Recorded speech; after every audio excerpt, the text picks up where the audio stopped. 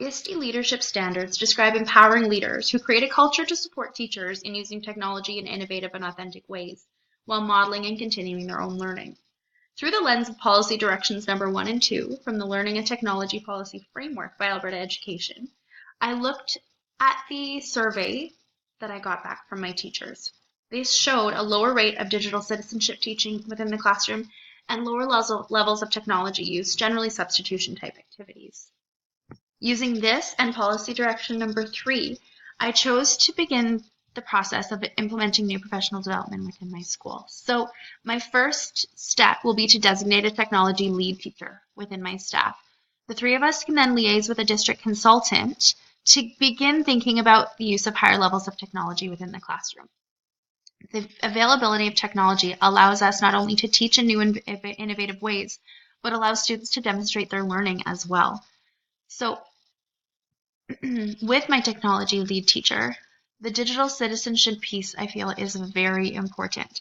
So again, using my lead teacher, begin looking at online digital resources, lesson plans, and activities that are available through To Learn and ISTE and Common Sense Media, and then giving teachers collaborative planning time semi-monthly, ideally on our early Thursdays, to explore, use, and practice these resources so they can be implemented in the classroom.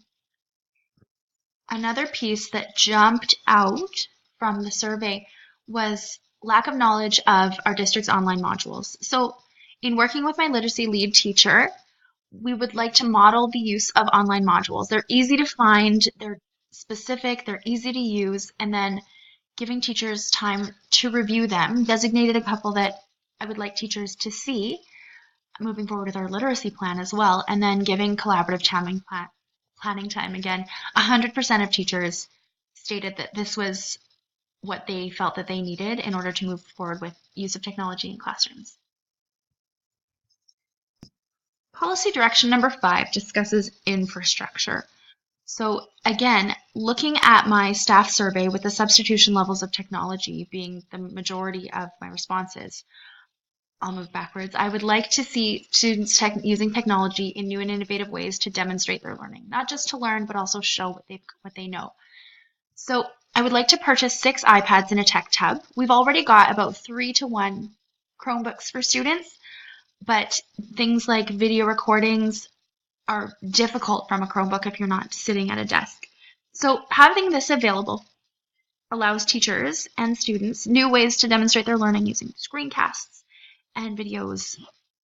And looking at it through a lens of the new curriculum, which we've been doing a lot with my staff, we can kind of do this all at one time. So using collaborative planning time to look at the new standards, look at our new technology available, and how can we use that to support students in demonstrating their learning in exciting ways that they'll buy in and want to use. And then bringing in the student choice piece. Once our students and teachers have learned new ways or that they can learn and demonstrate their learning, then providing students multiple options to demonstrate their learning so they can really show what they know in a way that they're comfortable with, that works for them, that is authentic, and is using technology in higher level ways. So again, the biggest piece and the biggest takeaway from the staff survey was the collaborative learning time. So staff wanted, some time with the Google Suite, which we can build into there. Staff wanted some small group and large group time with the district consultant, which we can build into other Thursdays, not taking up that collaborative planning time.